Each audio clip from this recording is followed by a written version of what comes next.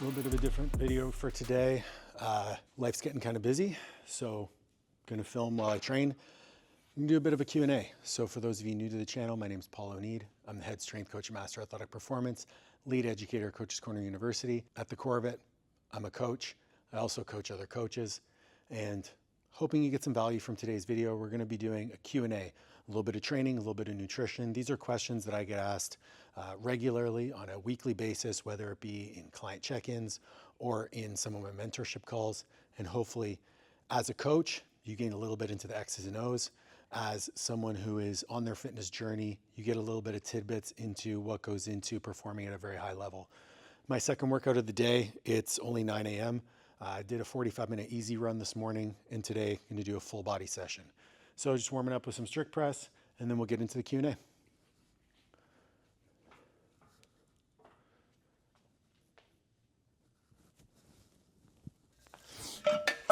Also realized that today showed up at the gym looking like I'm dressed like a tennis player, so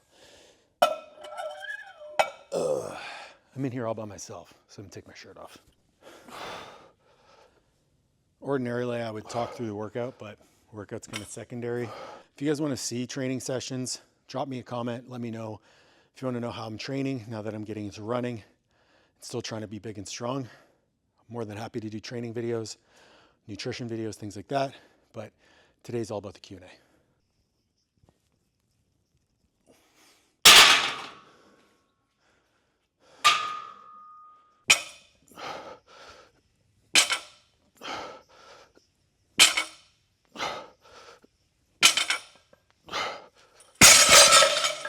How do you know when a client's training too much? And this is a funny one, because this is an industry where it's like push, push, push, go, go, go.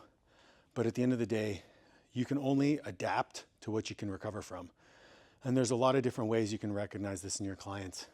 You can look at the biofeedback, so resting heart rate, HRV, training performance, libido, appetite.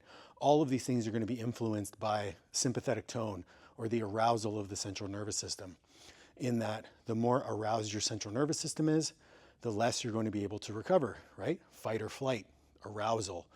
And if you're not parasympathetically dominant, which means the rest and digest aspect of the central nervous system, the calming aspect of the central nervous system, you're not going to have as much recovery capacity. So those are all great indicators. You're going to have decreased appetite. Obviously, if you're running from a lion, you're not going to be hungry. You're not going to be horny. Heart rate's going to be through the roof. You're going to be kind of flighty and reactive to stimulus. What I actually look for more than that is the way the client is speaking, whether they are talking about their workouts in a positive manner, whether they're engaging in, healthy, positive relationships, whether they're taking time to enjoy their food. More subjective metrics are going to be indicators for me as to whether someone is overtraining or not. Biofeedback is great, but it only should be used to validate those subjective metrics. We see this all the time with sleep. Sleep is one of those things where people will be like, oh, well, my sleep score is fucked up, but I still had a great training session. It's like, yeah, so what really matters? Does your sleep score matter, or does the great training session matter? And ultimately, I know from an evidence-based perspective, you can still have great training sessions when you're under-recovered. There's a lot that goes into your ability to perform. But at the end of the day, how many of those can you stack on top of one another? And that's how you know when it's time to back off. I tell clients to back off all the time, whether that's a full deload week, which I do very rarely, or whether it's going in and taking 1 or 2 light sessions, whether it's switching a tempo run for a nice easy run, whether it's dropping intensity, pulling back to an RAR of 2 or 3 for 1 or 2 sessions. It happens all the time, and it's better to do it proactively than reactively. Do it ahead of when that poor performance is coming. And over time, as you work with clients, you'll be able to recognize these patterns and be able to build in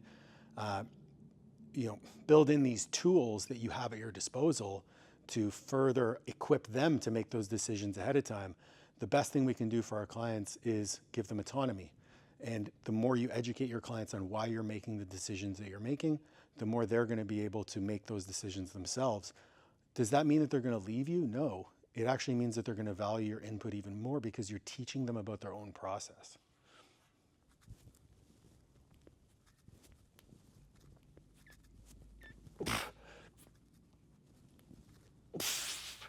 As you can probably tell, the answers that I'm giving you are not the typical answers that you're going to get from your YouTube coach or whatever. But this is what I've learned over the last 20 years. It comes down to forming relationships with people. It comes down to being able to predict their behavior based on, different inputs that might not be quote unquote evidence-based, but are based in forming relationships and dealing with people. Because at the end of the day, people are not X's and O's. They're not science experiments. The human body is a complicated system of systems. A person has, a physiology. A person has a psychology. And unfortunately, the physiology only matters as much as the psychology allows. At the end of the day, I want my clients to be training as much as possible. Like, the reality is, the more you train, the more you can adapt. But that additional training has to come with recovery. So there are going to be seasons to this. There are going to be times where I push my clients to train as much as possible. There are going to be times when I tell them to back off. And understanding all the different cues that go in, whether they be physiological biometrics or whether they be subjective, more conversational, soft skills, you have to know when to pull back. So I would have these open conversations with your clients. I would educate them on, why you're asking the questions that you're asking, what information you're trying to get out of them. And then and only then will you get the best results with them.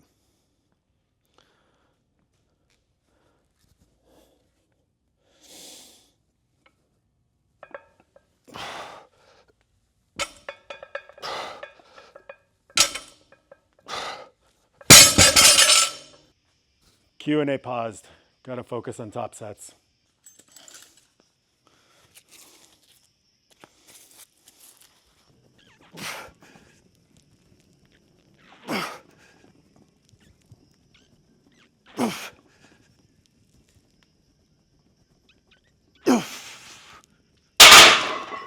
Oof. So, did that top set feel great? No. But I probably had one rep in the tank, kept it there. Gonna hit that for 2 more sets. Typically on my strength movements, I hit 1 top set, 2 down sets, but keeping in mind what I said in my answer to the previous question. When should you tell your clients to train less? This is me putting that into practice. We recently updated my training split. I'm now running 5 days a week. So Saturday, today's Monday. On Saturday, I ran 3.5 miles. On Sunday, I ran 7.2 miles. And this morning, I ran 4.4 miles. That's more mileage in 3 days than I was doing almost in an entire week. Is it to be expected that I'm going to be as strong as possible today? No. But I have the tools at my disposal to make sure that I can still get a great training session in despite the increased fatigue stimulus. It's our job as coaches to teach those tools and those strategies to our clients so that they can auto-regulate on their own, run it by us, and then we update the plan so that in the future, we can predict these changes in performance ahead of time and equip them with a plan that they don't have to modify. But until we teach them the tools, we can't properly teach them. But until we teach them the tools, we can't properly coach them to the highest level that they need to be coached because we have to build a repertoire. Fuck. I'm having trouble choosing my words. But until we teach them those tools, we don't have all the information that we need in order to program for them to the best of our abilities. All we do is we act as pattern recognizers, right? So in a lot of ways, we're helping shed light on patterns that they might not otherwise see. And that's the value of a coach, is that high level 10,000 foot view insight.